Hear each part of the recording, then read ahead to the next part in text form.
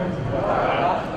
Bom, antes de começar aqui, deixa eu só explicar um pouco sobre a palestra. Já tinha conversado com algumas pessoas que estão aqui hoje a respeito. E eu estava pensando em falar sobre outro assunto, né? Um assunto mais voltado para a comunidade, mercado de trabalho. E um assunto interessante também. Preparei um material, mas aí de última hora eu mudei de ideia. Porque eu consultei algumas pessoas aí, o pessoal falou assim, olha, vamos colocar, acho que esse outro conteúdo que você tem pronto aí também é interessante. Eu percebi que tem muita gente aqui que tem empresa aí, que tem startup, galera que está interessada em aprender também, começar um novo projeto. Então também é um assunto interessante. Então eu acabei decidindo por apresentar esse assunto. E aí a palestra que eu preparei para apresentar aqui hoje, eu vou fazer ela em formato de post, vou postar conteúdo. Que aí fica as duas coisas para quem tiver interesse depois de consultar, né? Então, é isso aí. Bom, o que eu vou falar aqui é sobre microserviços, que é aí uma das palavras aí da moda, né? E eu juntei algum material sobre microserviços, tanto da minha experiência, quanto de coisas que eu li, pessoas que eu conversei a respeito.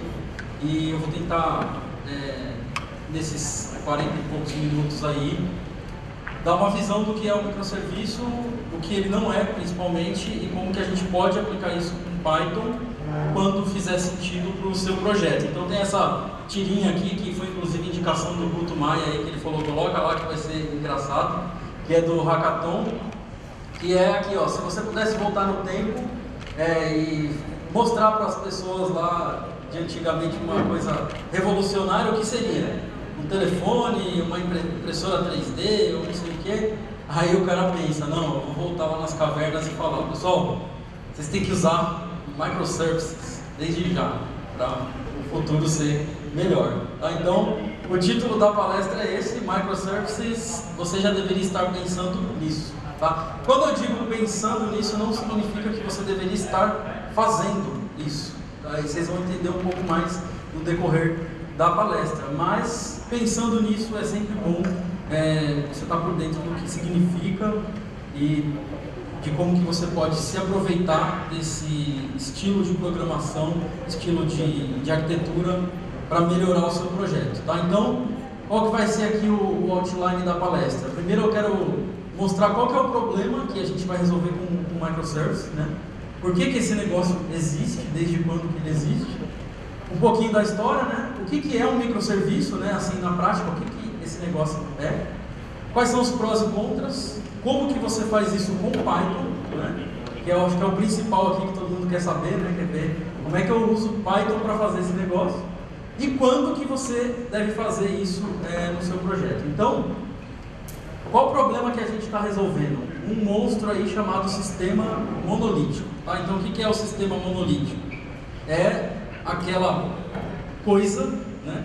Se a gente pode chamar de sistema, mas é aquela coisa onde tudo fica dentro de um único lugar, de um único projeto, de um único diretório, de um único banco de dados, está tudo ali, né?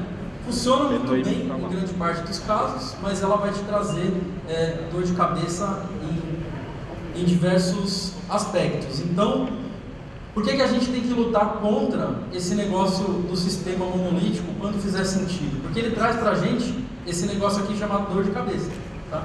Todo mundo aqui já deve ter passado por isso. Então esse exemplo que eu tenho aqui é um exemplo real, tá? Um sistema que eu trabalhei no desenvolvimento dele em 2009, 2010, que é um sistema de gestão de documento. Eu tentei representar aqui como que estava a arquitetura desse sistema, né? Então, imagina um sistema de gestão de documento, né? GED, é aquele sistema em que você escaneia documentos de cartórios, escritórios de advocacia e tal, coloca esses documentos dentro de um sistema onde ele passa por uma qualidade, edição, melhoria da imagem, redimensionamento da imagem. Aí tem uma outra fase onde você extrai dados dele, passa lá o OCR, identificação de caracteres, tira os dados e alimenta um banco de dados.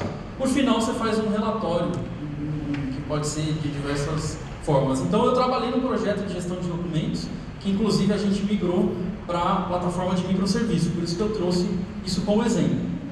Essa arquitetura aqui, do que eu chamei de macroservice, é uma arquitetura boa, tá? Não é uma arquitetura ruim, porque ela funciona, e a gente aprendeu a fazer isso. Então você sabe que tem um negócio chamado 3 camadas, né? Então todo mundo aprende esse negócio chamado 3 camadas. Uma camada de apresentação, uma de negócios e uma onde você coloca lá, representa os seus dados e acessa a banco de dados e tudo mais. E usamos boas práticas de desenvolvimento que varia de acordo com a linguagem, controle de versão e teste automatizado. Tipo, isso aqui é lindo, né? Quem tem um negócio desse funcionando, mesmo que seja tudo dentro de uma única pasta, ó, nota que aqui eu tenho uma pasta lá no Apache, né? Fiz questão de dizer que era aqui o www. Você tem lá, sistema de gestão de documentos. E abaixo desse diretório você tem tudo. Está tudo lá, nas suas pastinhas, né? E, obviamente, que está tudo bem organizado. Camada de apresentação, lógica, dados e os famosos helpers, né? Que você sempre desenvolve um carinha chamado tools ou helpers. E aí você começa a importar esse cara de tudo que é lugar. Então, quando você está aqui fazendo um relatório e você precisa, por exemplo, de um left padding, né? Você lembra, poxa, eu escrevi essa função lá no módulo de scan. Para que eu vou escrever ela aqui de novo? Deixa eu importar ela de lá. Então eu vou lá, from scan, import, né? Dependendo da linguagem. Eu nem coloquei linguagem aqui porque isso aqui varia de linguagem. Mas você traz esse helper daqui para cá. Só que aí você escreveu um helper aqui que você precisa aqui. Aí você traz esse helper daqui para cá. E aí você vai criando esse monte de ligação entre um módulo e outro do sistema. Não tem problema, porque a gente aprendeu que a gente não pode repetir, né? Tem o dry, don't repeat yourself. Então, é crime se você repetir a mesma linha de código em outro lugar, você está cometendo um crime mortal, você é o pior desenvolvedor do mundo, né? Isso é o que a gente aprende. Então, por isso que você faz isso, já tenho pronto, para que eu vou escrever esse negócio de novo? Só que aí você tem que pagar o preço disso, que é colocar esse monte de setinhas aqui, né? Então imagina só a dor de cabeça que não vai te dar a hora que esse módulo aqui precisar de uma biblioteca atualizada na versão mais nova e esse cara aqui é incompatível com essa biblioteca que está na versão mais nova. Então você atualizou aqui, você quebrou aqui. Aí você vem aqui e arruma aqui e você quebra aqui. Então você tem uma dependência gigantesca entre todos esses módulos do seu sistema. Então esse é o primeiro problema que vai te trazer, isso que eu já falei, alta acoplamento e também vai te trazer conflitos de versionamento, né? Quem já não sofreu aí para fazer uns git rebase maluco, né? E você sofreu porque o cara mexeu num negócio que você nem imaginava. Pô, por que esse cara está fazendo isso aí? Né? O cara fez.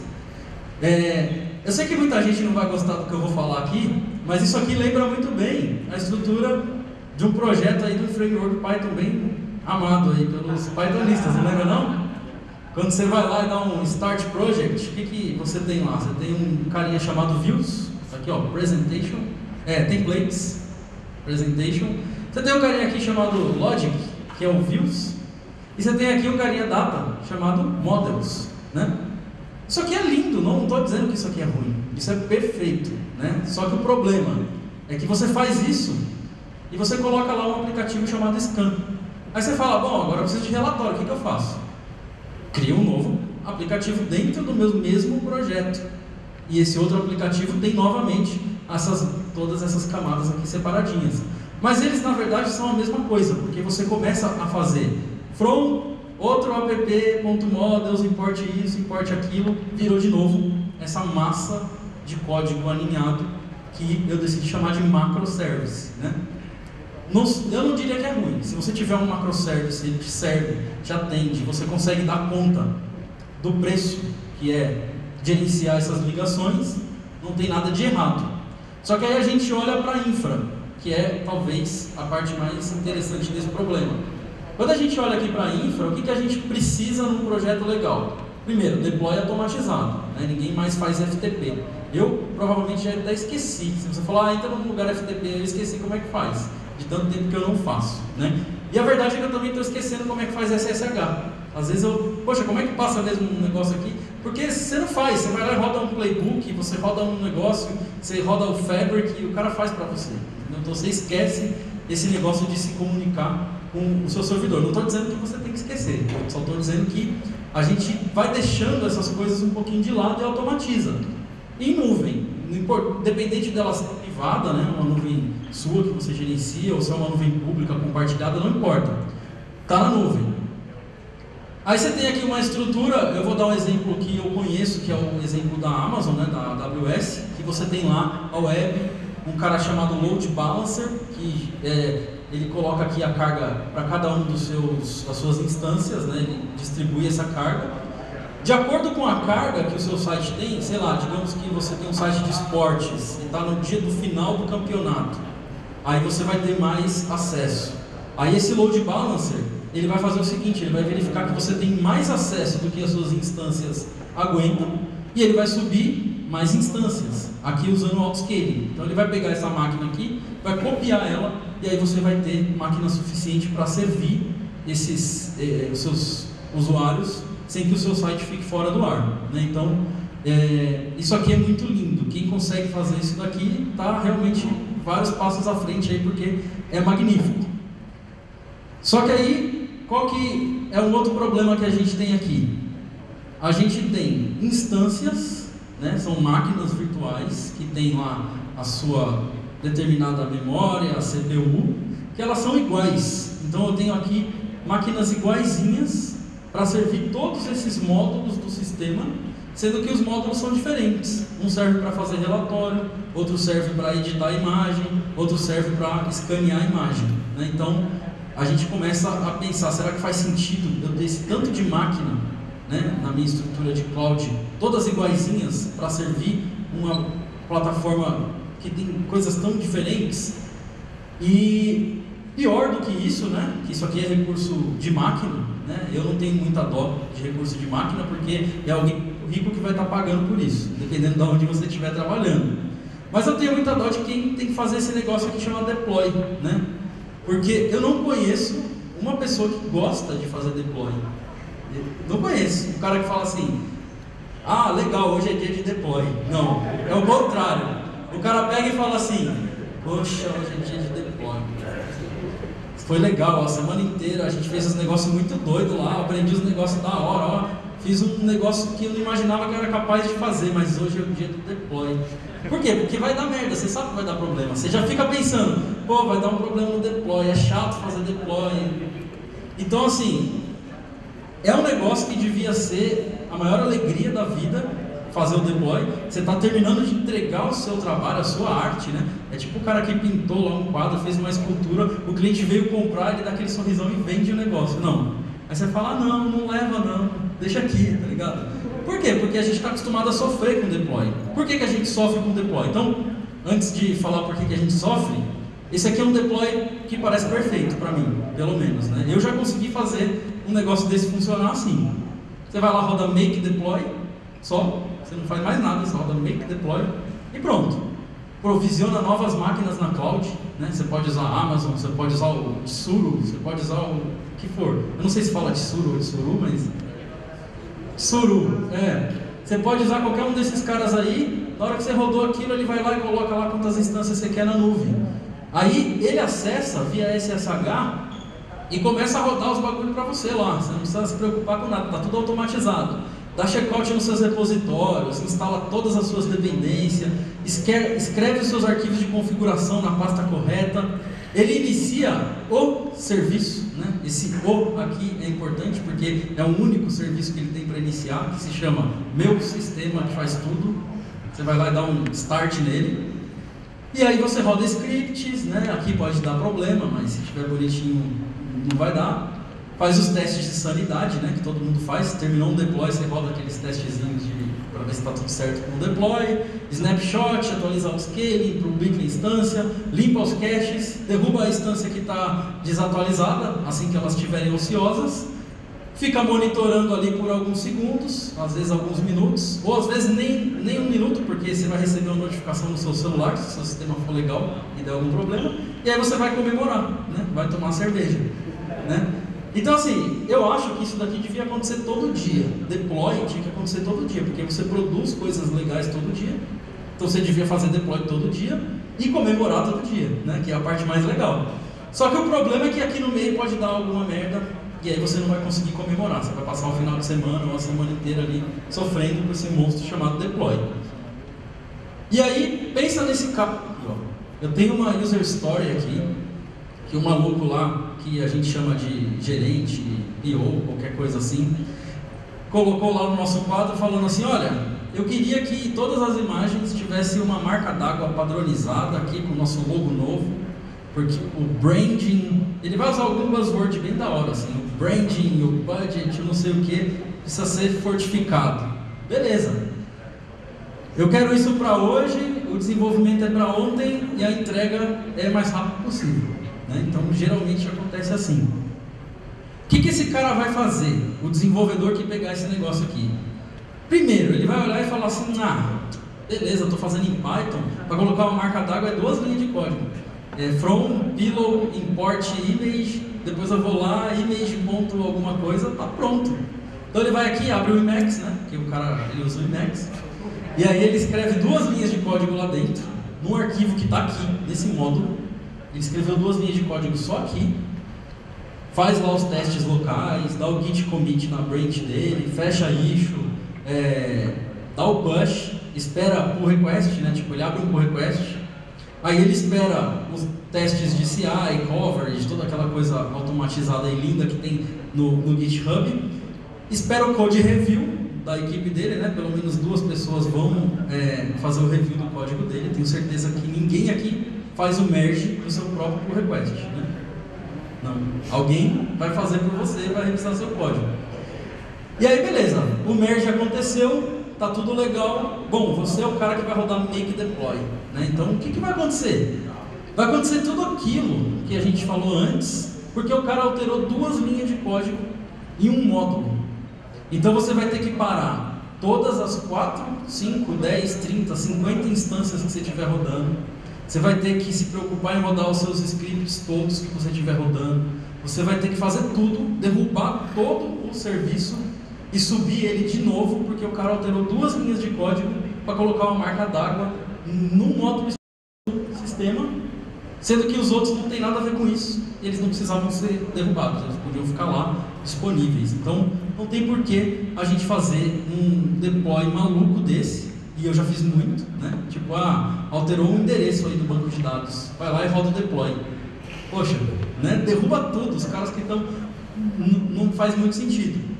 Então, por que a gente faz isso, né? Então, comecei a me perguntar, né? Por que a gente faz, a gente não gosta, a gente reclama muito de deploy, mas a gente continua fazendo a mesma coisa sempre, né?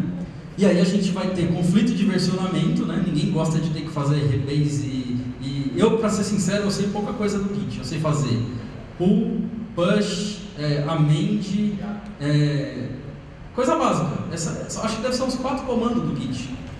Aí você vai cair num problema lá que você tem que ir para o Stack Overflow, né? E aí você vê o cara falando assim, olha, para você conseguir recuperar o commit primeiro, o segundo e eliminar o terceiro, você coloca uns pique aqui, eu não sei o que lá. Aí eu já falo, já sei, eu vou dar um CP nessa pasta, vou colocar ela no outro diretório e vou fazendo tudo de novo, porque é mais fácil, tá ligado? Então, quanto menor o local onde você está atuando, melhor é para você evitar que você tenha esse monte de problema de conflito de versionamento. Você tem dificuldade para fazer refactor, que é o que eu acabei de mostrar, tem que mudar uma linha de código, você tem que derrubar toda uma plataforma.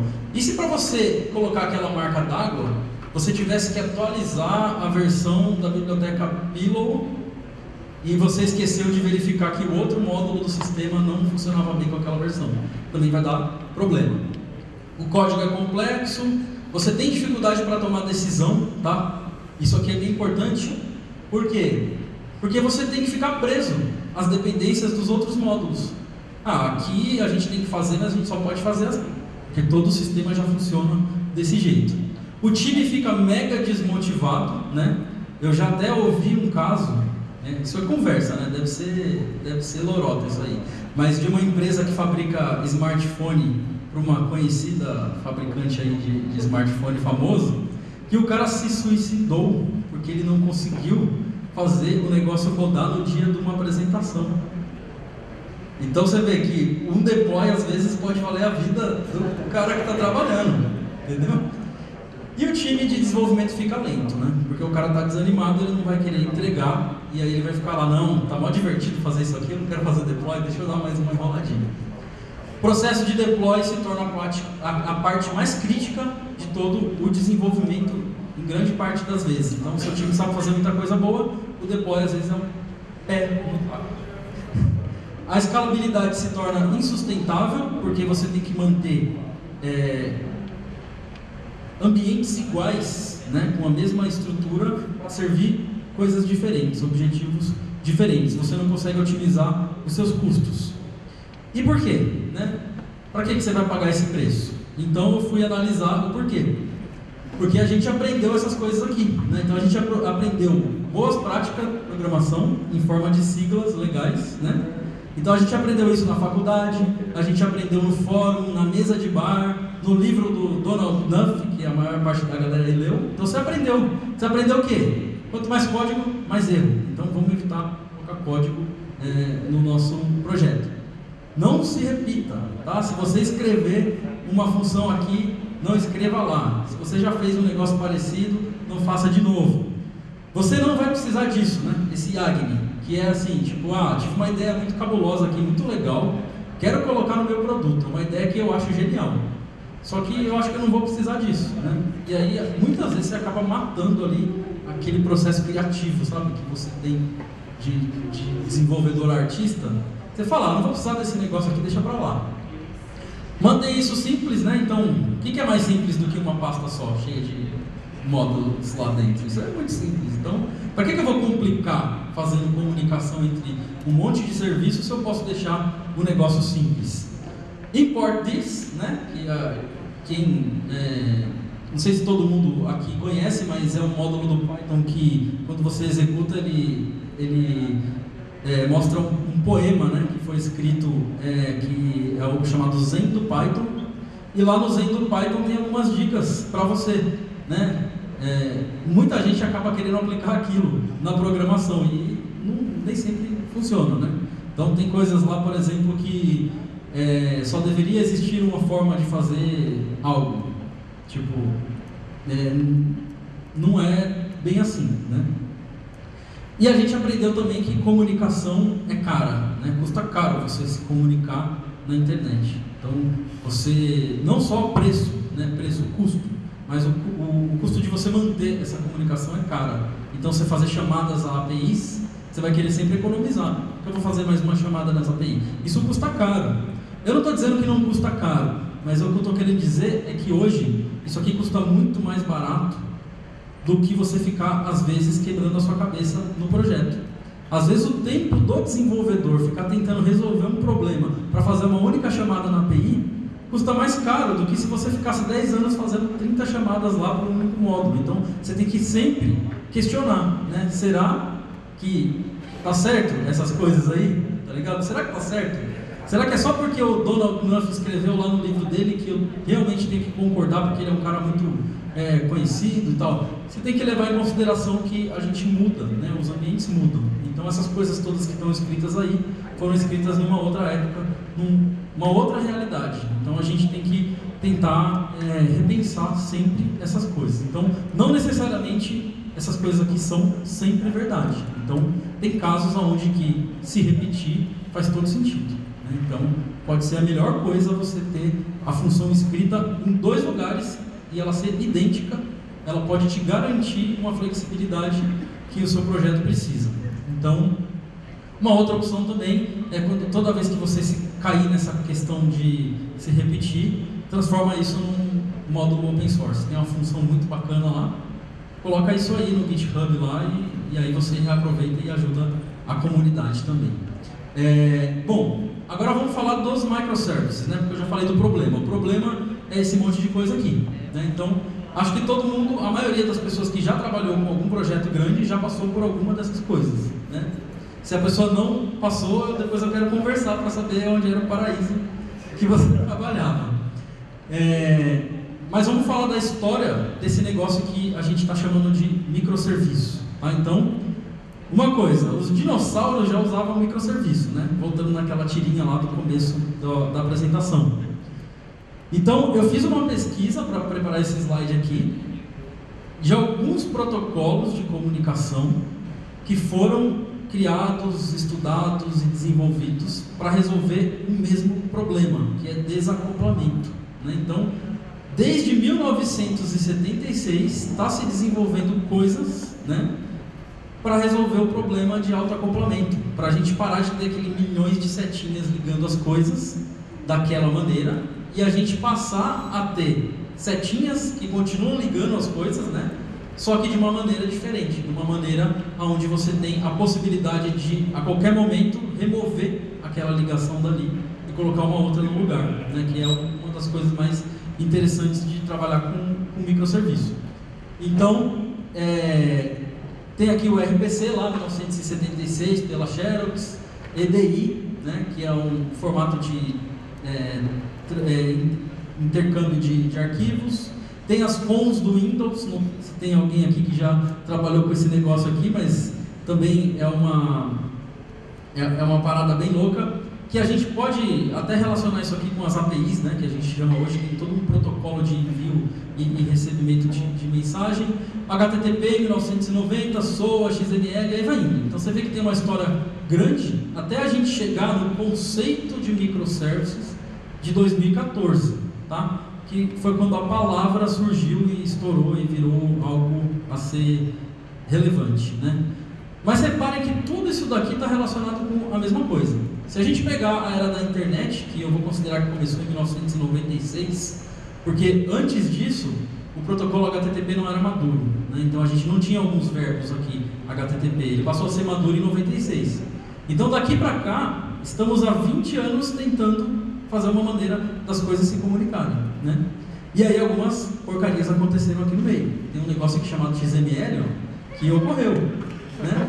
Tem um negócio aqui chamado SOAP que ocorreu ali no meio para tentar resolver esse esse problema. Eu falei produto, né? Você viu que saiu assim, sem pensar, porque realmente é um produto, né? O XML, o SOAP, ele foi apresentado como um produto, é um negócio que tem um dono, né? Se você for pesquisar a história desse negócio aqui, você vai ver, ó, isso aqui tem um dono, é Microsoft, alguém foi lá e falou, isso aqui é bom para os meus clientes, eu vou estabelecer dessa maneira. E aí, beleza, a gente conseguiu em 2006 chegar num padrão que é razoável, não é perfeito, mas é razoável, que é transmitir JSON, né? É fácil, é natural, e tanto que a gente tem feito isso sem parar e sem pensar muito nisso também, a gente simplesmente vai e faz. Você vai fazer um projeto de API e é JSON, você nem questiona, é JSON para todo lado. E aí você chega na palavra microservice, que está aqui no final, né? O que é microservice, né? Então, se eu fosse definir hoje o que é microservice, eu diria que não é nada novo, tá? Não é nenhuma coisa mirabolante, não é nenhum negócio que vai mudar a vida de ninguém. Para dizer a verdade, é um negócio bem antigo, né? E é a buzzword do momento, só isso, né? Então, por que é importante, na minha opinião, a gente ter buzzwords, né? A gente olha para a buzzword hoje e fala assim, é meio zoado, né? Só uma buzzword.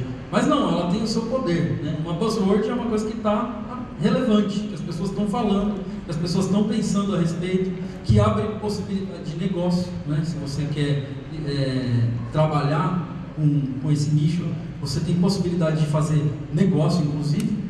E ela traz uma coisa importante, que é um checkpoint, sabe? Que nem quando você está jogando videogame ali, você chega numa fase, né? E aí você marca ela lá, então a buzzword é meio que um checkpoint, né? Quem aqui que já trabalha há um bom tempo que não se lembra do NoSQL, né? Eu digo não se lembra porque para mim já é um negócio antigo, né? O NoSQL.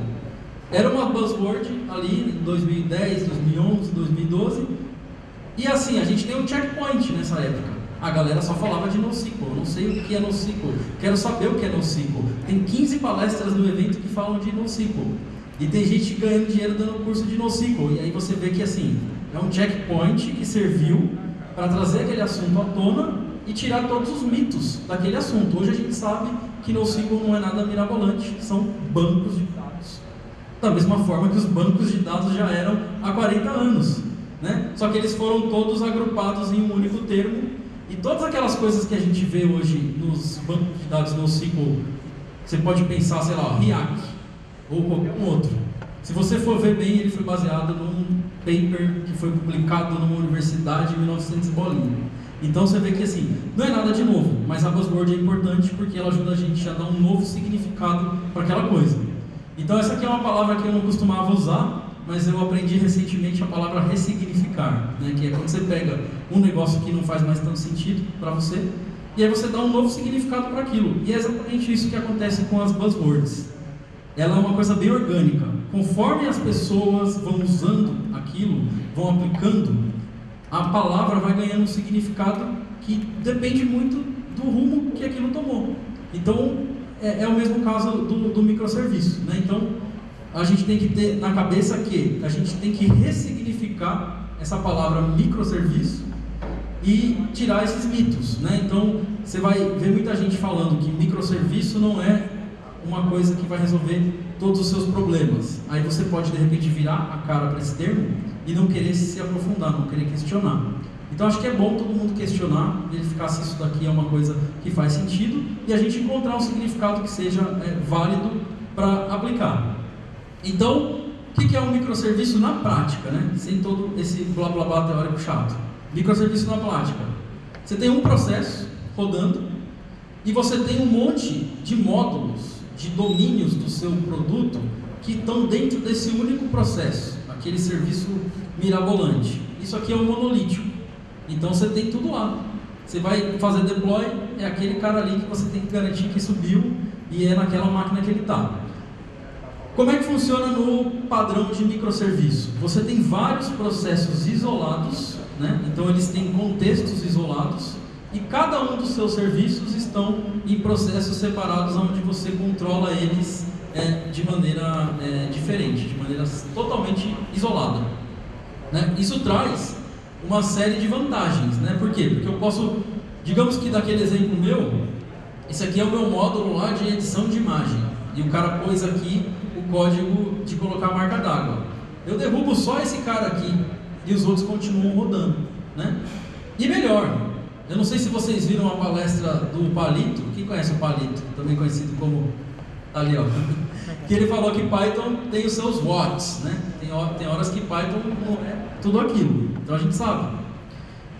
Digamos que você descubra que em Go você consegue fazer uma parada de tratamento de imagem que funciona muito melhor do que aquela que você fez em Python.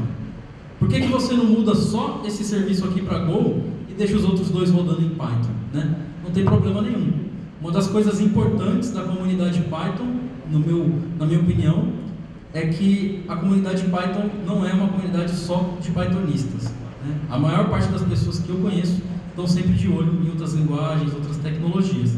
Se você tiver num sistema monolítico, você não tem para onde sair, cara. Você vai ter que escrever esse cara aqui em Python ou mudar tudo para outra linguagem.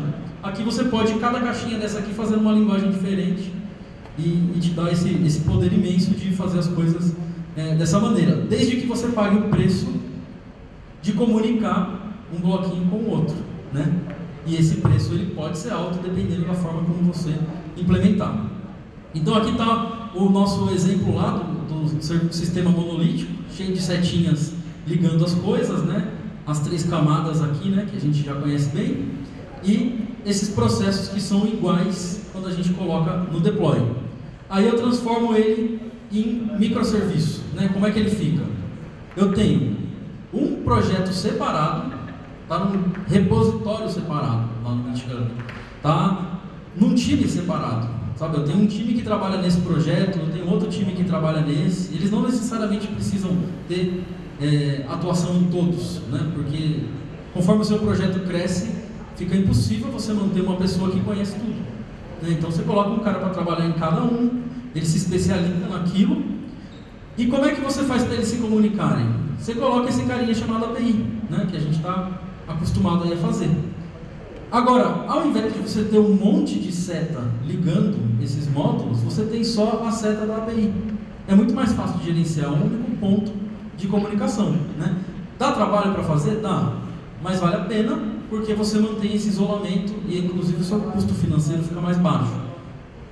Qual que é o problema aqui? Que a gente aprendeu que a gente não pode se repetir, né? Só que aqui eu tenho helpers, helpers, helpers e helpers. Models, models, models e models.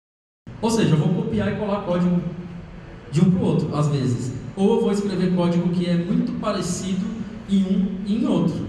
Mas eu não vejo problema nisso, nenhum, para dizer a verdade. Porque você hoje em dia consegue gerenciar o seu código ou via linha de comando ou até no seu editor. Se a galera que usa PyCharm sabe que você vai lá, dá um find, você encontra as referências, você consegue manter código duplicado com muita facilidade. Então vale a pena você pagar esse preço de tal código.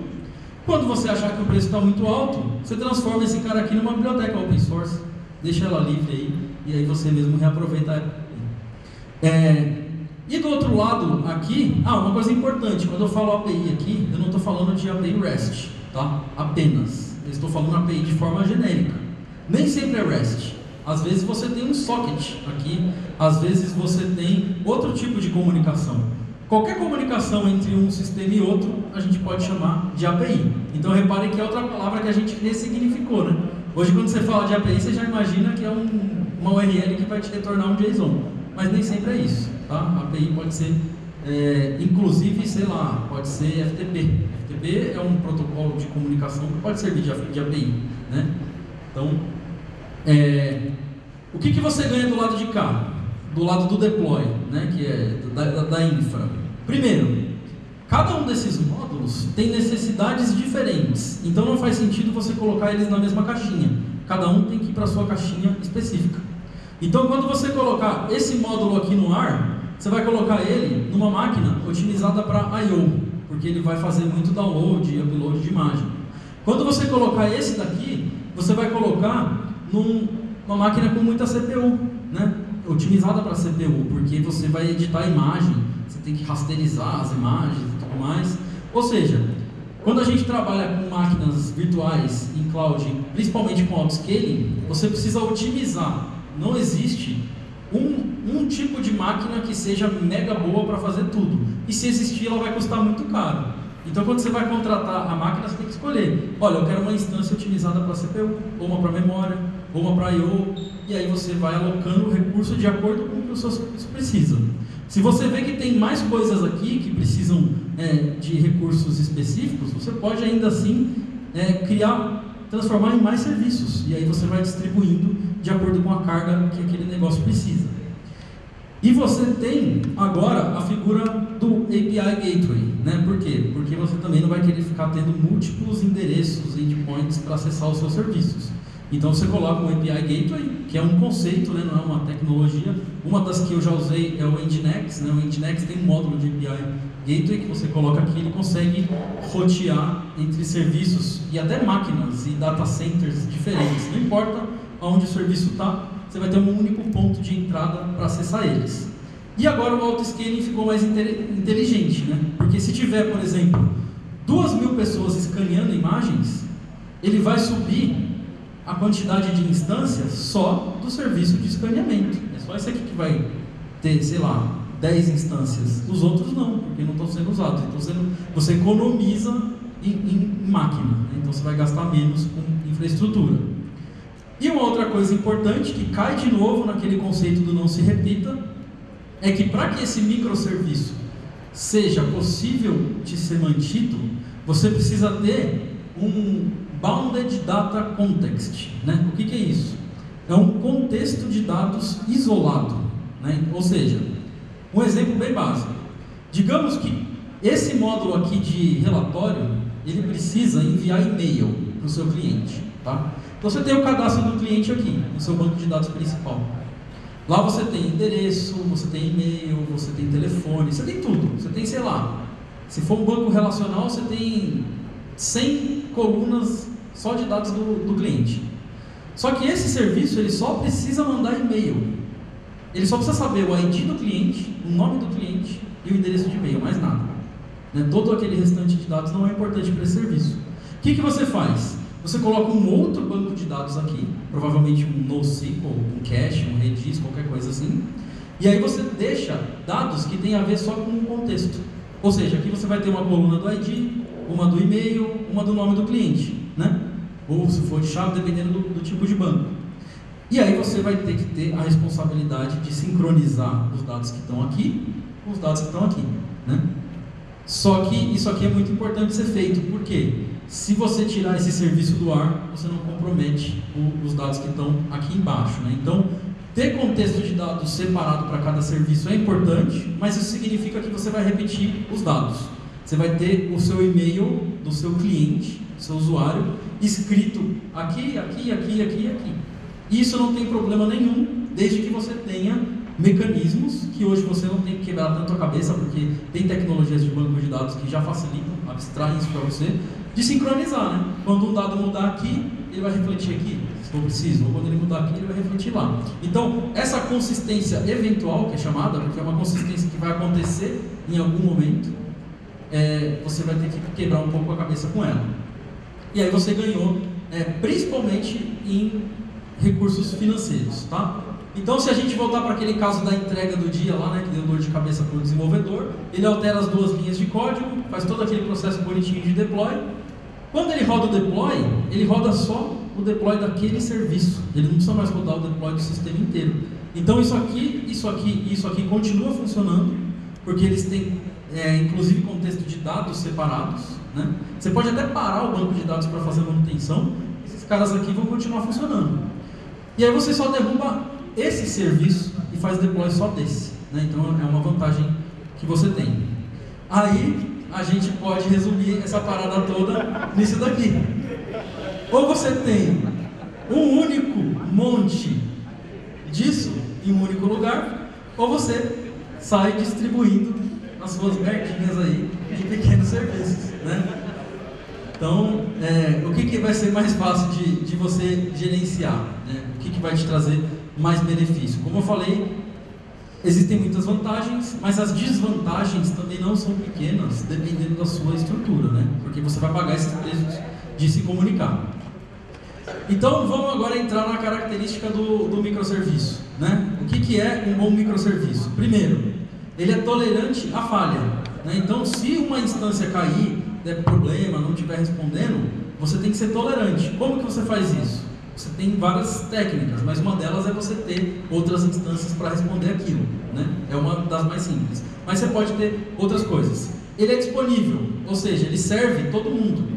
Então, se o cara chegou no seu API Gateway, que é aquela camada inicial, que ela também tem redundância, e o cara pediu alguma coisa, você vai servir ele, você não vai dizer para ele que você não tem, independente do seu sistema lá embaixo quebrar, né? Então, o seu módulo pode quebrar, mas você vai responder esse cara com uma outra técnica de alta disponibilidade. Ele é escalável, ou seja, o deploy ele é independente e ele responde à mudança na infraestrutura, né? Então, isso aqui parece meio abstrato, responder a mudança na infraestrutura, mas é um negócio muito simples. Sabe o que isso aqui significa? Que você não vai colocar o endereço de IP do seu servidor no seu código. Você vai colocar, sei lá, numa variável de ambiente. Porque você está com instâncias diferentes, elas podem subir num data center diferente, e o endereço de IP do servidor de banco de dados lá vai ser outro. E você não vai querer ter código duplicado nesse sentido para, tipo, 2 bases de código. Então, é simples, parece uma coisa muito louca, mas responder bem é ser dinâmico. Então, se você usar, por exemplo, coisas que o Heroku usa, né, que a gente pode aprender com a forma como o Heroku faz, que é, ao invés de eu ir lá no meu arquivo de settings e colocar um IP numa string, eu leio isso numa variável de ambiente que vai mudar de acordo com a máquina. Tem que ser seguro, né? Ou seja, não deixa para fazer a parte de segurança e autenticação depois, porque você vai acabar esquecendo e vai dar problema. E tem que ser rápido, tá? O mindset de quem desenvolve para microserviço é: estou desenvolvendo um negócio e eu espero que ele vá dar problema, eu espero que ele vá falhar. E aí você se blinda para que esse negócio não falhe. Só que tem, como eu falei, os prós e os contras, né? Não existe um negócio que resolve todos os seus problemas. Eu não estou dizendo para você que usa, por exemplo, o Django, que é para você parar de fazer um monte de app dentro do único projeto. Não, porque às vezes aquilo faz todo sentido para você. Mas tenha em mente que uma hora pode ser que você precise pegar cada pastinha de app do Django e transformar em projeto diferente que vai rodar em servidor diferente. Então, talvez você consiga se antecipar algumas coisas e fazer aquilo de uma forma mais dinâmica. Então aqui, lado bom, time distribuído, menos conflito de Git, né? Git rebases da vida. Você pode ter diferentes linguagens, para mim isso aqui já é um grande benefício, sabe? Tipo, eu quero fazer a minha parte de tratamento de imagem com Go. Tem um negócio chamado Go Image Server, que é o concorrente do Tambor, lá do pessoal da Go, e ele é muito legal, né? Se seu projeto for só Python, talvez fique difícil de você fazer, mas se a sua estrutura de imagens for um microserviço, né, um serviço separado, você usa esse cara, você aprende Go, que é uma outra linguagem legal, e sai ganhando. Então tudo isso aqui são, eu não vou falar um por um, que vai estar no slide, mas são vantagens. Desvantagens: microserviçar, não sei se existe isso. Um projeto legado é difícil, né? Então o negócio já está lá pronto, é muito difícil você começar a tirar microserviços de lá. Eu nem acho que você deva fazer isso, mas uma coisa que você pode fazer é coisas novas que você vai desenvolver no seu projeto. Você pode avaliar se vale a pena você partir para um serviço separado, externo, se comunicando por algum tipo de API. Repetição de código, né? Pode ser uma desvantagem, mas nem sempre. Duplicação de dados, você vai ter que lidar com esse negócio chamado teorema de CAP, né? Que você vai ter, nesse caso, você não pode abrir mão do P, que ele significa particionamento, né? Significa que você tem que ter várias instâncias rodando. Mas você vai ter que abrir mão ou da consistência ou da disponibilidade, que é aquilo que eu falei, né? Por que você não vai ter consistência? Porque o cara mudou o e-mail num serviço, vai demorar para ele ser refletido aquela mudança em outro serviço. Então você não tem consistência. Ou você mata a disponibilidade, que é o A aqui, né? Você mata a disponibilidade. Por quê? Quando o cara mudar o e-mail aqui, você vai bloquear, vai fazer uma transação, não deixa mais ninguém escrever, e aí você atualiza todo mundo, né? Então você vai ter que sofrer em um desses dois. O teorema de CAP é um negócio que você não pode escolher os três, né? Você só pode escolher dois deles. E a gente não pode abrir mão do particionamento, senão não é microserviço, né? Senão é monolítico. O transporte pode falhar, né? Ou seja, fiz uma chamada REST, eu posso não receber nada, né? O cara não me respondeu. E eu tenho que estar preparado para isso, né? Então eu tenho que ter técnicas de, ou com o famoso try except, ou de outras formas, estar preparado para responder aquela falha. Compromisso com documentação e padronização. Isso aqui é muito importante. Você não pode escrever uma API de um jeito no serviço A e de outro jeito no serviço B e não documentar o que aquelas coisas significam, porque você vai estar levando um problema gigantesco para quem trabalhar com você. O desenvolvimento orientado ao pessimismo, né? O PDD. Então, sempre que você for fazer alguma coisa, não seja otimista. Apesar da gente usar Python e ela ser uma linguagem muito boa, a gente sabe que tudo funciona, mas a gente tem que ser pessimista. E você vai pagar mais caro enquanto você for pequeno. Ou seja, você tem uma startup, ela não tem cliente ainda, não está fazendo dinheiro, né? Você pode pagar mais caro no começo, porque você tem que manter uma estrutura mais complexa. Só que a hora que esse negócio crescer, aí você vai economizar, porque você vai ter uma infra distribuída com recursos de uma forma mais inteligente, né? Mas também não é tão verdade isso daqui, porque hoje tanto a Amazon quanto o OpenShift, né? O OpenShift tem um plano gratuito que te dá 3 instâncias para você brincar de serviços. Então você consegue usar enquanto você for pequeno sem pagar nada. Mas pode acontecer de ser um pouquinho mais caro no começo. Bom, para finalizar, né, eu não vou mostrar muito código, mas eu vou dar alguns exemplos de como fazer em Python, né, que eu também acho que o tempo já deve estar acabando. Mas como que eu faço isso com Python? Ou não? Na verdade, Python aqui é porque a gente está numa conferência de Python. Se fosse de outra linguagem, podia ser outra linguagem aqui. Mas como que você faz isso? Primeiro, tenha ferramentas na sua infraestrutura que são legais, que vão te dar flexibilidade. Eu coloquei alguns exemplos aqui, mas eu não estou indicando nenhum deles. É porque esses são os que eu conheço. Então, o Docker, né, que você poderia substituir por máquinas virtuais ou qualquer coisa assim, para você isolar serviços. Você tem a cloud, né? Coloquei a nuvenzinha aqui porque ela pode ser qualquer cloud, né, que você quiser. Pode ser até um monte de Raspberry ligado num clusterzinho lá, parafusado na porta do seu guarda-roupa, não tem problema. Nginx, para você fazer a gestão das APIs. E no caso você tem que ter uma ferramenta para automatizar isso tudo, né? Porque senão você vai ficar louco mantendo isso na mão. Imagina você ficar fazendo esse SSH nesses servidores, instalando coisa. Então você tem que ter uma ferramenta para automatizar. Então você tem o Ansible, você tem o Puppet, você tem um monte de outros, né? Esse aqui é o que eu trabalho hoje em dia. Primeiro jeito natural de fazer isso é com REST, né? Com HTTP. Então você cria lá uma API REST. Coloquei um exemplinho aqui, meio que em Flask, né? Mas é código, pseudocódigo isso aqui, não é código correto. Mas tá lá, eu tenho um endpoint que recebe post, aí eu recebo uma imagem, aí eu pego essa imagem e faço alguma coisa sincronamente com ela, né? Disparo para o Celery para ele fazer alguma coisa, editar aquela imagem, e retorno num JSON o ID daquela task. Ó, sua imagem está sendo tratada, está aqui o ID para você tomar conta, fazer o que você quiser com isso. Aí eu vim aqui naquele meu módulo de escaneamento, importo o Tesseract aqui, que é uma biblioteca de se comunicar com o scanner, e aí eu adquiro uma imagem pelo scanner, faço um post dela para aquela API e pego o ID da tarefa. O que eu vou fazer aqui depois, aí pouco importa, mas eu me comuniquei com outro serviço que está hospedado em outra máquina, em outro país, em outro servidor, e as coisas funcionaram via REST. Isso aqui é a forma mais comum, mais fácil. Tem Flask, tem Django, tem Bottle, tem um monte de opção em Python para a gente fazer. No meu blog tem esse post aqui, ó, que mostra como a gente faz isso com o Flask. Tá lá no brunorocha.org. Mas isso aqui é legal, mas qual o problema? O problema é que a comunicação daqui, na hora que eu faço esse post, até chegar aqui, ela é síncrona. Ou seja, eu chamei, eu espero uma resposta na hora. O cara tem que me responder.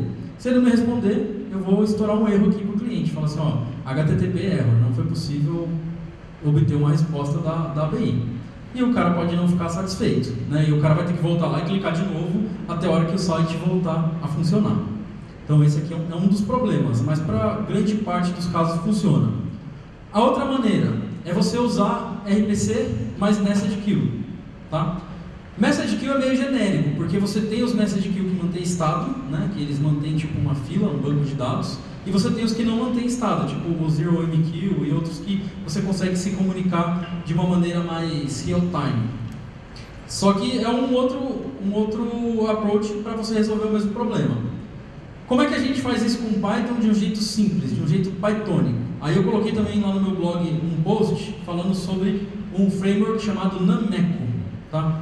O Nameco, ele é um framework para microservices com Python. Ele foi escrito por esqueci o nome da empresa, mas o cara que desenvolveu mesmo boa parte desse código foi o Armin, que é o mesmo cara que criou o Flask, né? Então, é um código no mesmo estilo que a galera que já conhece o trabalho deles lá, Flask, Workzoid, Jinja, o Click. Então você sabe que é um framework que está vindo de uma equipe que realmente os caras mandam muito bem. E eu usei esse projeto na Cato, né, que é a empresa que eu trabalhei antes de ir para a Red Hat, e a gente colocou no ar vários microserviços. A gente transformou um sistema legado em microserviço utilizando o Nameco, e ele funcionou muito bem, por isso que eu indico o uso dele, porque eu tive uma experiência com ele. Como é que funcionaria? Eu teria aquela mesma app que vai se comunicar com o meu scanner, que vai pegar uma imagem lá do scanner, transformar em bytes aqui, e aí ao invés de eu fazer uma requisição REST, eu vou fazer uma requisição RPC, né? Então essa requisição RPC, ela vai acontecer entre o meu aplicativo, que é o cliente, e o message broker, né? Nesse caso aqui a gente usou o RabbitMQ. Então você coloca um outro cara aí, um outro sujeito no seu stack, que é o RabbitMQ ou qualquer um outro. E essa mensagem aqui, quando eu falar assim, olha, tá aqui uma imagem, eu quero que você faça a edição dela. Ela não vai direto para cá, pro serviço. Ela vai ficar lá dentro do Rabbit, numa fila. Então você tem uma fila e essa mensagem fica lá com todos os dados.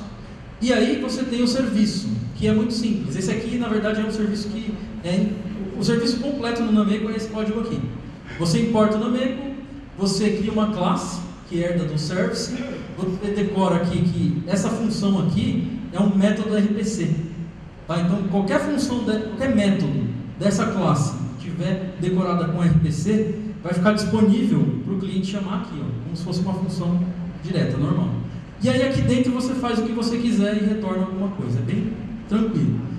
Tem algumas coisas que você tem que tomar cuidado, que é que o que você retornar aqui tem que ser serializável, mas o próprio framework toma conta de algumas dessas coisas. Você executa esse serviço, diz quantos workers você vai querer rodar, né? 10, 20, 30. Por padrão ele vai rodar um para cada core da sua CPU, né? Então se for vai rodar 4, 16, sei lá, vai subir aqui um worker desse serviço, e esses workers vão começar a ir lá no Rabbit e consumir aquela fila. Então vão pegar as tarefas que estão lá, executar e aí retornar para o cara que pediu o retorno daquilo lá. Tá? Então você pode fazer isso de modo síncrono e assíncrono. A vantagem que eu vejo aqui, ó, reparem que aqui eu disse que eu estava fazendo alguma coisa async. Eu precisava do Celery para fazer isso, né? Ou de algum outro. Aqui eu já não preciso do Celery, né? Então é outra coisa que a galera vai ficar chateada comigo, mas eu fiquei muito feliz quando eu pude dizer um adeus ao Celery, porque ele também me deu muita dor de cabeça. Então, quem gerencia agora esse processamento da fila é o próprio Nameco, que é um servidor bem mais enxuto do que o Celery. O Celery é muito poderoso para fazer outras coisas, que não é só esse gerenciamento básico de fila. Ele faz chains, shorts e outras coisas mais malucas, mas nem sempre você precisa. Então esse cara aqui faz um negócio muito mais simples, muito mais leve, que dá muito menos problema de consumo de memória que o Celery tem. E aí você consegue fazer as coisas aqui dentro sem se preocupar em ela ser assíncrona ou não. Você simplesmente faz interativamente lá, abre uma imagem, não importa se vai demorar 15 minutos para essa imagem ser aberta nesse serviço. Edito a imagem, mais 15 minutos. Imagina um código que vai ficar rodando 3 horas. Não importa, porque aqui você pediu para ele ser executado de forma assíncrona. E aí o Nameco toma conta disso para você. Então é mais um problema que você tira da sua frente. Então esse aqui é um dos jeitos que eu indicaria para você começar a pensar em separar os serviços. Outra opção que eu não testei, mas eu conheço gente que testou, e ele pode servir para quem tem um sistema legado, que usa essas coisas aí da idade dos dinossauros, tipo XML, SOAP, essas paradas meio loucas, é o Spine, porque ele tem tudo isso de protocolo. Ele tem SOAP, ele tem Message Pack. Message Pack é uma coisa legal, é recente, mas eu não testei, né? Então ele tem suporte a mais coisas e, obviamente, o código dele é muito mais complexo do que o do Nameco aqui que eu mostrei, né? Então, de repente, se você precisa de um negócio enterprise, pode usar o Spine. Aí outras opções que você tem para fazer com Python: Tornado RPC, né, que está dentro do... é tipo um plugin lá para o Tornado para fazer isso. Também é muito bom, conheço gente que já usou. Tem esse RPyC aqui também, que é legal. Tem outras coisas aqui que não são necessariamente ferramentas em Python, mas que tem como você interagir com elas via Python, que é o Apache Drift, o Kafka Python e o AWS Lambda. Então, apesar de esse cara aqui um é em Java, outro, se eu não me engano, é em Erlang, Haskell, não sei, você consegue interagir com eles via Python numa boa. Você só instala, deixa o serviço rodando e eles gerenciam essas filas e o consumo desses caras para você. Bom, quando que você vai fazer microserviço? Agora que você já sabe que dá para fazer com Python de um jeito mais fácil, tá?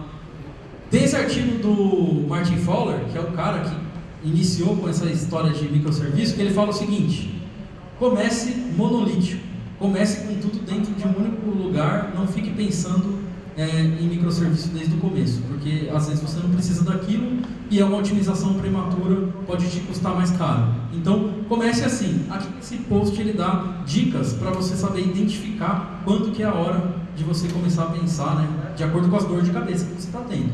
Mas uma coisa eu já te falo: se você está tendo dor de cabeça com deploy, por aqueles motivos que eu falei aqui, talvez você já precise separar a sua aplicação em 2 grandes serviços. Não precisa nem ser 2 microserviços, mas podem ser 2 macroserviços. Então é isso, não tem muito o que falar. Você vai usar quando você precisar. Para você saber se você precisa, você volta no início da aplicação, da apresentação, e vê as dores de cabeça que eu falei. Você sofre com fazer merge no GitHub, você sofre com muitas coisas sendo importadas, você sofre de não poder colocar uma linguagem nova na sua estrutura e isso não casar com o seu stack. Então talvez você realmente nesse momento precise pensar em algo desacoplado.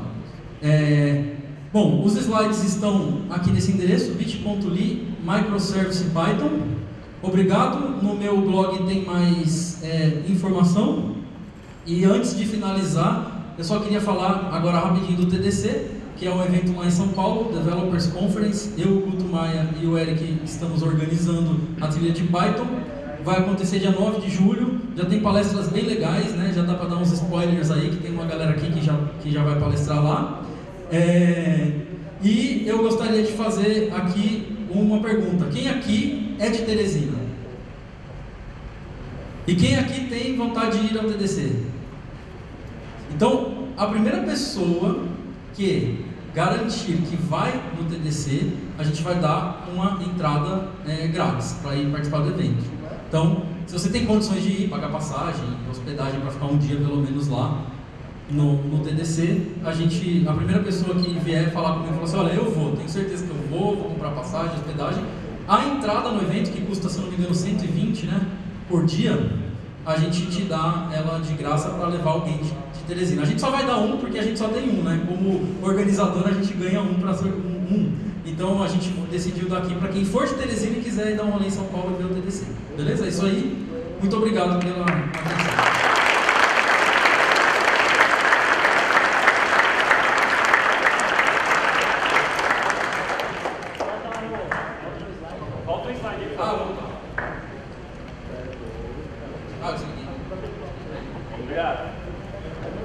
Perguntas, pessoal?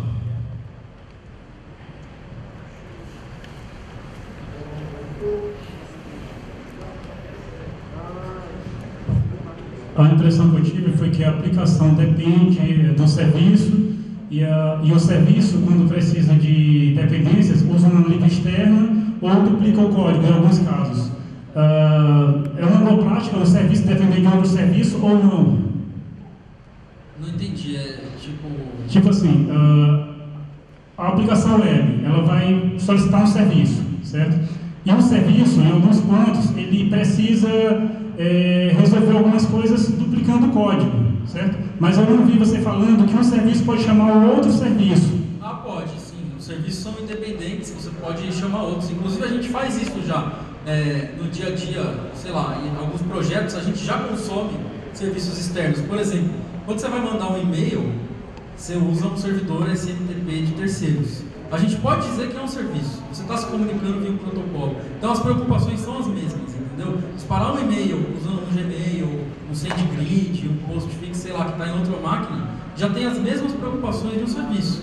Então o serviço ele pode consumir outros, desde que os protocolos de comunicação sejam bem estabelecidos, para que a qualquer momento você possa substituir, por exemplo, se hoje você usa o Gmail para mandar os e-mails do seu aplicativo, e amanhã você quer usar, sei lá, o Hotmail porque o Enterprise lá deles lá está mais barato, ou sei lá, alguém lançou uma coisa bacana, você não precisa mudar código, você vai lá e muda só o endereço. Por quê? Eles falam do mesmo protocolo, eles falam a mesma língua. Então, desde que você faça as APIs serem concisas, você pode a qualquer momento trocar esses serviços e fazer com que eles se comuniquem.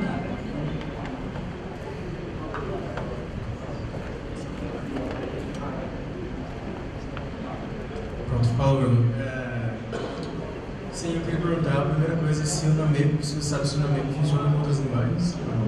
Não, o Nameco ele é em Python. Ele é, na verdade, assim, ele é um wrapper para o RPC, para o Python, que atualmente funciona com RabbitMQ e ZeroMQ. São os dois que... Ele também funciona com REST. Você consegue criar endpoints nele, que ele vai servir sem a fila, né? Ele vai servir direto como se fosse um Flask. Mas ele só funciona com Python. Não, porque no meu caso é diferente. Né?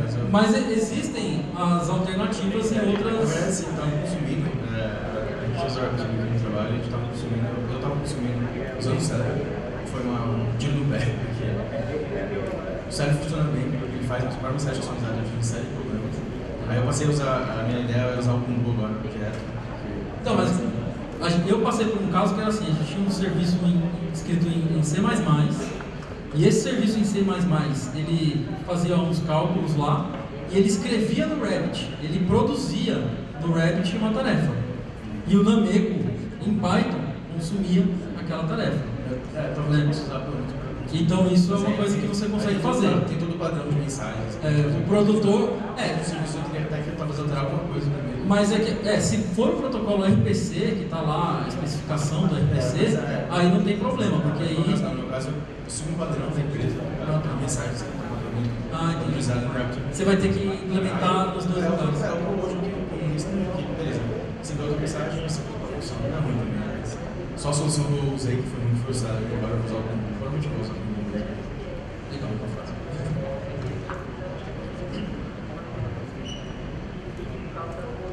Massa, velho. Cara, eu acho que deve ter uma galera aí que tá com legado monolítico gigante na mão e, enfim, essa estratégia pode ser interessante. É interessante. Eu estou no processo de decomposição do legado com serviço há um tempinho também. E aí eu queria saber da sua opinião que uma das coisas assim, que sempre são chatas é fazer o processo de refatoração para remover dependência, acoplamento e tal. E é chato, às vezes, é chato fazer o trace para saber o que está pegando o que, quem depende de que, enfim, onde tem importe do que. Se você tem alguma estratégia para isso, se você usa alguma ferramenta para isso, talvez até PyCharm, não sei. Hoje eu estou bem preguiçoso, né? Até alguns anos eu usava só Emacs e tal, mas eu estou bem usando PyCharm, ele é realmente da hora. Você clica lá, dá um Find in Path, e você consegue especificar que você quer procurar só os locais onde aquela classe foi chamada, onde ela foi referenciada. E aí você consegue fazer refactor ali dentro. Tem uma outra ferramenta que eu uso no Shell, que chama CodeMod. É do Facebook. Você entra lá no GitHub Facebook/CodeMod, que é mais ou menos essas features de refactoring que tem no PyCharm, mas para você usar no Shell ali. Aí você consegue até automatizar algumas coisas para o código, né? Aí eu acho que assim, primeira coisa, se você tem um legado e ele está respondendo, está funcionando, a primeira coisa é você evitar colocar mais cocôzinhos lá dentro, né? Coloca o cocôzinho fora. Então, se você vai fazer um negócio novo, de repente você vai já fazendo ele fora do legado e depois você tira as coisas de lá, né? E aí você vai tirando aos poucos. Uma estratégia é, não quebre o seu software legado. Você tem um módulo lá que funciona, você extrai ele sem fazer com que lá de dentro quebre. Deixa lá funcionando. A hora que você estiver confiante com o módulo externo, aí você mata o de dentro. Tem que tentar chegar no meio termo. Acho que não tem uma ferramenta que resolva ainda. Mais alguma? Eu sei que a questão da performance é algo que você não deve se preocupar no começo, né? Mas a partir do momento onde isso se torna uma preocupação na abordagem de microservices, as mesmas preocupações que você tem numa abordagem monolítica, é as mesmas que você tem no microservice, ou você vai ter as mesmas e algumas a mais? Você vai ter as mesmas e algumas a mais, essa é a verdade. Por quê? Você vai continuar se preocupando com as coisas básicas, que é o seu código funcionar, ser performático. Sei lá, você tem uma função ali que faz um negócio específico, ela tem que ser escrita de uma maneira que ela é performática. O que você vai ganhar é dinheiro, porque você vai gastar menos, né, de infraestrutura. Mas, por outro lado, se não for bem preparado, você pode gastar mais para manter consistência e para manter o seu time inteirado daquilo. Então, acho que é uma balança meio complicada de dizer se você vai ter mais ou menos preocupação. Mas aí tem um detalhe. No anterior, você tem uma grande quantidade de preocupação e zero de flexibilidade. Aqui você tem preocupação a mais, que é garantir a consistência da comunicação, mas a flexibilidade é enorme. Então você pode testar mais, você pode fazer mais laboratório. Eu posso tentar uma coisa com uma tecnologia, que ele falou que vai tentar substituir o Celery por outro. Se não funcionar para ele pode de repente tentar outro depois, porque é um negócio que não está acoplado diretamente ao sistema dele. Então você pode ficar fazendo mais experimentação até chegar de uma forma mais legal. No monolítico aí você está limitado, né? Você até desanima, né? Você olha para aquele negócio e fala, não vou mexer nesse negócio, deixa para lá. Valeu. Fala aí, Bruno. Parabéns. A minha pergunta é mais do lado pessoal, né, do desenvolvedor. A gente, como desenvolvedor, gosta de experimentar coisas novas e linguagens novas e tal. E uma abordagem de microserviço ela é boa por isso, né? Mas você acha que tem algum limite para esse número de linguagens diferentes, frameworks diferentes que a gente experimenta dentro de uma empresa? Você acha que isso pode atrapalhar o ecossistema da empresa como um todo? Olha, eu acho que isso daí é um negócio meio anárquico, sabe? Tipo, tem que acontecer. Eu já vi empresas que os caras usavam de tudo e o time é livre para escolher, inclusive, a linguagem que quiser, desde que se comunique, que funcione. E às vezes aquele time quebra a cara, né? E ele tem que responder de outra maneira. Isso pode gerar mais custo, né, em tempo de desenvolvimento, mas eu acho que com o tempo o próprio time vai escolhendo as ferramentas que ele mais gosta, né? Então, sei lá, o cara já tem ali umas pessoas que dominam aquelas tecnologias e ele vai acabar escolhendo aquilo.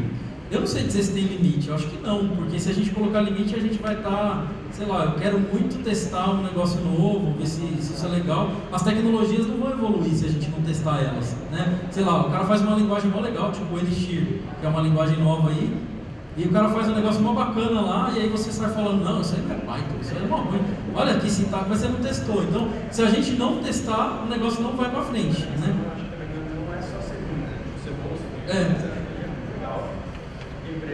Você não quer ter. Agora quando você tem um martelo da empresa ali, aí você não tem o que fazer. Aí você tem que partir pro custo. Você sempre briga com o custo. Você fala assim, olha, se a gente usar isso daqui, a gente economiza aqui. Né? Mas eu acho que o limite vai do time. Né? Eu acho que primeiro, o time tem que estar seguro. Não dá pra ser porra louca. Não sei se eu podia falar essa palavra. Né? Não dá pro cara chegar e falar assim, vamos fazer isso aí. Não, se o cara tá seguro, os profissionais, eu acho que não tem limite não. Mais alguma pergunta? Acho que o outro tem pergunta, não? Também, né? É isso. Você pode brincar em casa e a hora que você estiver seguro, você leva para o ambiente. E para isso a comunidade open source é bem legal. Tem vários projetos aí que estão precisando de contribuição. Você pode ir lá, contribuir, fazer as besteiras lá. Na hora que você for para uma empresa, você já sabe o que fazer. Mas é verdade, é isso que move boa parte do open source. Você falou sobre o Bounded Data Context. Como que o banco de dados tem que ficar organizado para atender essa estrutura de microservices? Olha, isso aí é uma pergunta boa, porque é complexo isso daí.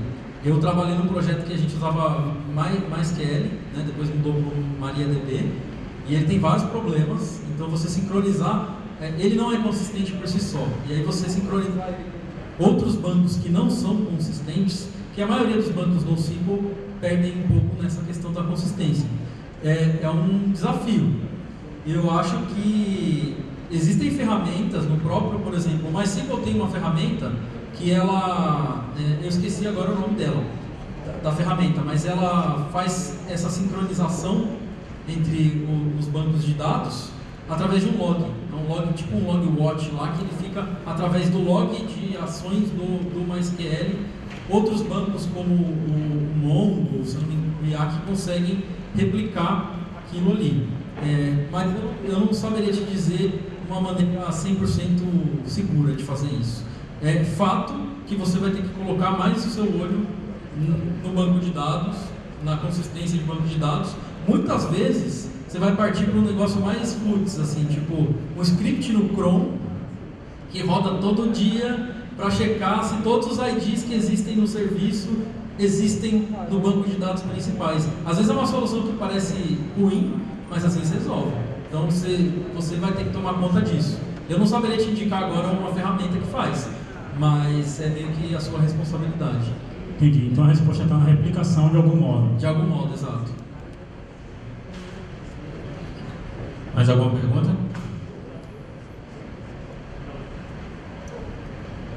Nesse ponto aí também a abordagem baseada em eventos ajuda, porque toda vez que acontecer alguma coisa no seu banco, você consegue emitir um sinal, né? Um evento.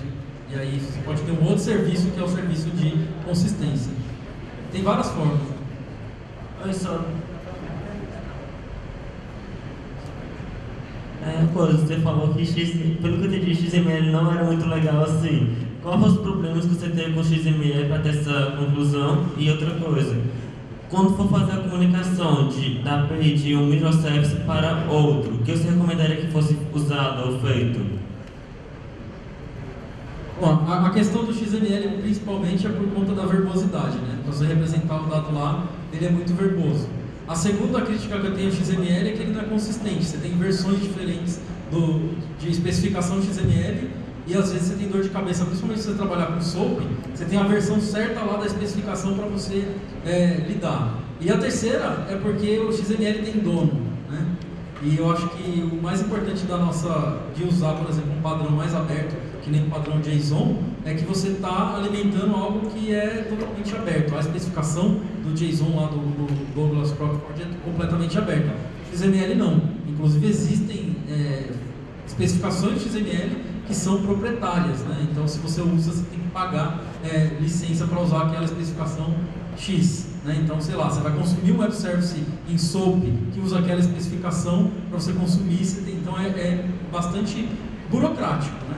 Agora, como fazer essa comunicação, é o que eu falei aqui, depende do que você quer. Se você quer fazer via REST, que é o jeito mais fácil, você vai pagar o preço de ter que tratar na hora os erros. Se o cara responder um erro, você tem que mostrar para o seu cliente. Se você vai usar uma abordagem assíncrona, tipo um gerenciador de fila, você pode agendar aquilo para acontecer depois, e se acontecer um erro, por exemplo, você pode ter um retry. Tentei rodar isso daqui. O próprio RabbitMQ tem uma feature que você fala para ele fazer o retry de tarefas que falharam. Bom, Bruno, obrigado pela... Valeu, obrigado pela